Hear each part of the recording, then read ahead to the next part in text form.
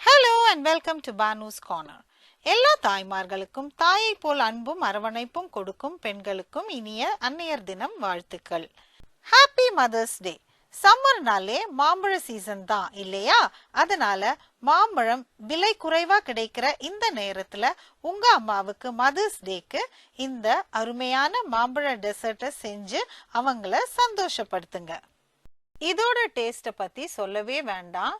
தேங்காய் பால் ஃப்ளேவரோட ஜவ்வரிசி கலந்த தித்திப்பான மாம்பழ கலவைய மாம்பழ துண்டுகளோட சில்லுன்னு சாப்பிடும்போது ரொம்ப அட்டகாசமா இருந்தது. வாங்க இந்த அருமையான டெசர்ட்டை எப்படி செய்யறதுன்னு பார்க்கலாம். அதுக்கு முன்னாடி நீங்க இந்த சேனலுக்கு புதுசுனா உங்களுக்கு இந்த வீடியோ பிடிச்சிருந்ததுன்னா லைக் பண்ணுங்க, ஷேர் பண்ணுங்க, பானுஸ் கார்னருக்கு சப்ஸ்கிரைப் பண்ணி கீழே உள்ள பெல் ஐகானை பிரஸ் பண்ணுங்க. தேவையான பொருட்களும் அளவும் கீழே டிஸ்கிரிப்ஷன் பாக்ஸ்ல கொடுத்துருக்கேன், போய் பார்த்துக்கோங்க. தேவையான பொருட்கள்: மாம்பழம் 1 கிலோ அளவில் எந்த மாம்பழம் வேணாலும் நம்ம எடுத்துக்கலாம், நல்லா பழுத்த மாம்பழமா இருக்கணும். அதுக்கப்புறம் sweetened condensed milk, unsweetened coconut milk, தேங்காய் பால், சின்ன ஜவ்வரிசி, ஏலக்காய் பொடிச்சது, அப்புறம் குங்குமப்பூவும் எடுத்திருக்கேன். குங்குமப்பூ ஆப்ஷனல், நான் அதை சேர்த்துக்கல. பட் நிறைய பேர் ஃபாஸ்டிங் டைம்ல சாமிக்கு பிரசாதமா வைப்பாங்க, அதனால நான் அதை காமிச்சிருக்கேன். கனடாவில் இருக்கிற ஃப்ரெண்ட்ஸுக்கு இது பயனுள்ளதாக இருக்கும்னு சொல்கிறேன். நான் காஸ்கோவில் இந்த அட்டுல்ஃபோ மாம்பழம் தான் வாங்கி பயன்படுத்தினேன். நல்ல ஸ்வீட்டாகவும் ஃப்ளேவர்ஃபுல்லாகவும் இருந்தது. பிகினர்ஸ்க்காக ஜவ்வரிசி வகை பற்றி சொல்ல விரும்புகிறேன். நீங்க சின்ன ஜவ்வரிசி, அதாவது நைலான் ஜவ்வரிசின்னு சொல்லுவோம் இல்லையா, அதை எடுத்தா அதை அப்படியே பாயசத்துக்கு ஊற போடாம பயன்படுத்தலாம். நான் அந்த சின்ன நைலான் ஜவ்வரிசி தான் பயன்படுத்தியிருக்கேன்.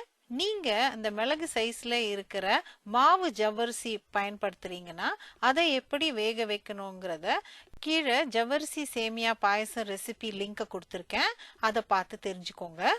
உங்ககிட்ட கேண்டு கோகோனட் மில்க் இல்லைன்னா ஃப்ரெஷ் தேங்காயிலேருந்து நீங்கள் கெட்டியான தேங்காய் பாலை எக்ஸ்ட்ராக்ட் பண்ணி வச்சுக்கோங்க. முதல்ல மாம்பழத்தை கழுவி தோல் எடுத்து வெட்டி எடுக்கணும். கார்னிஷிங்க்கு கொஞ்சம் அழகாக க்யூப் பண்ணி எடுத்துக்கோங்க. மீதத்தை நீங்கள் க்யூப் பண்ணணும்னு அவசியம் இல்லை, உத்தேசமாக வெட்டி வச்சா போதும். வெட்டி வச்ச மாம்பழத்தை நீங்கள் ஃப்ரிட்ஜில் எடுத்து வச்சிடுங்க. ஒரு சாஸ்பேனில் 4 கப்பு தண்ணியை நல்லா கொதிக்க விடணும், அதாவது ரோலிங் பாயிலுக்கு அது வரணும். ஜவ்வரிசியை அதுக்கப்புறமா சேர்த்துடுங்க. ஜவ்வரிசி சேர்த்து கொதி திரும்ப வந்ததும் ஒரு 15 நிமிஷம் சிம்மர் பண்ண விடுங்க. அடிப்பிடிக்காம இருக்க அப்பப்போ கிளறி விடுங்க. ஒரு 10 நிமிஷத்துல இப்படிதான் வெந்திருக்கு. நடுவில் இன்னும் வெள்ளையா இருக்கு. கூட ஒரு 5 நிமிஷம் கழிச்சு பார்க்கலாம். 15 நிமிஷம் கழிச்ச பிறகும் நடுவில் வெள்ளையா வேகாம இருக்கு. அதனால கூட கொஞ்சம் தண்ணியை விட்டு கூட ஒரு 5 நிமிஷம் வேக வைங்க. அதாவது நடுவில் கம்ப்ளீட்டா டிரான்ஸ்பரண்ட் ஆற வரைக்கும் சிம்மர் பண்ண விடுங்க. எக்ஸ்ட்ராவா ஒரு 5-6 நிமிஷம் வேக வச்சேன். பாருங்க, இப்போ கரண்டியில எடுத்த உடனே அவ்வளோ டிரான்ஸ்பரண்டா வந்திருக்குன்னு. இந்த அளவுக்கு நீங்க வேக வச்சு எடுத்துக்கோங்க. நல்ல கண்ணாடி மாதிரி வெந்த ஜவ்வரிசியை ஒரு வடிகட்டியில வடிகட்டிட்டு கோல்டு வாட்டர்ல நல்லா ரின்ஸ் பண்ணி கூல் பண்ணி எடுத்துக்கோங்க.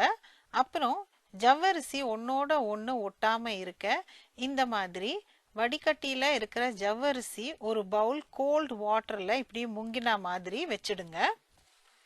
இப்போ ஃப்ரிட்ஜில் இருந்து பெரிய பவுல்ல இருக்கிற மாம்பழத்தை எடுத்து பிளெண்டர் ஜார்ல சேர்த்துடலாம்.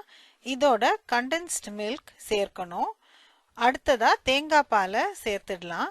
எனக்கு புட்டிங் மாதிரி நல்லா திக்கா ஆகணுங்கிறதுனால நான் ஒரு 100 ml தேங்காய் பால் தான் சேர்த்துருக்கேன். உங்களுக்கு பாயசம் மாதிரி இன்னும் கொஞ்சம் தண்ணியா வேணும்னா இன்னும் கொஞ்சம் தேங்காய் பால் சேர்த்துக்கோங்க. அடுத்ததா இந்த பிளெண்ட் பண்ணி எடுக்கலாம். மாம்பழ கலவையை பிளெண்ட் செய்த பிறகு இந்த கன்சிஸ்டன்சில தான் இருக்கு, ஓரளவுக்கு கெட்டியாவே இருக்கு பாருங்க. இனி இந்த புட்டிங்கை நம்ம அசெம்பிள் பண்ணிடலாம். பிளெண்ட் பண்ண மாம்பழ விழுதை ஒரு பவுல்ல டிரான்ஸ்ஃபர் பண்ணி ஏலக்காய் தூளை சேர்த்துடுங்க. குங்குமப்பூ சேர்க்கணும்னு நினைச்சா அதையும் இப்போ சேர்த்துட்டு நல்லா கலந்து விட்டுருங்க. இந்த மாம்பழ கலவையை 1 மணி நேரம் ஃப்ரிட்ஜில் வச்சு நல்லா சில் பண்ணி எடுத்துட்டு அதுக்கு அப்புறமா நம்ம ஜவ்வரிசியை சேர்த்துக்கலாம். வடிகட்டில் இருக்கிற ஜவ்வரிசியை கோல்டு வாட்டர்லேருந்து தண்ணி போக எடுத்து மாம்பழ கலவையோட சேர்த்து நல்லா கலந்து விடுங்க.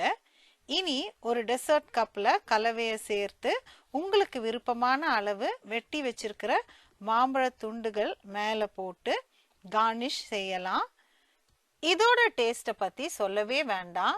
தேங்காய் பால் ஃப்ளேவரோட ஜவ்வரிசி கலந்த தித்திப்பான மாம்பழ கலவையை மாம்பழ துண்டுகளோட சில்லுன்னு சாப்பிடும்போது ரொம்ப அட்டகாசமா இருந்தது. என்ன ஃப்ரெண்ட்ஸ், உங்களுக்கு இந்த வீடியோ பிடிச்சிருக்கும்னு நினைக்கிறேன். இந்த டெசர்ட்டை உங்க அம்மாவுக்கு மதர்ஸ் டேக்கு செஞ்சு அசத்துங்க. உங்களுக்கு இந்த வீடியோ பிடிச்சிருந்ததுன்னா லைக் பண்ணுங்க, ஷேர் பண்ணுங்க, பானுஸ் கார்னருக்கு சப்ஸ்கிரைப் பண்ணி கீழே உள்ள பெல் ஐக்கானை பிரஸ் பண்ணுங்க. Happy mother's day everyone.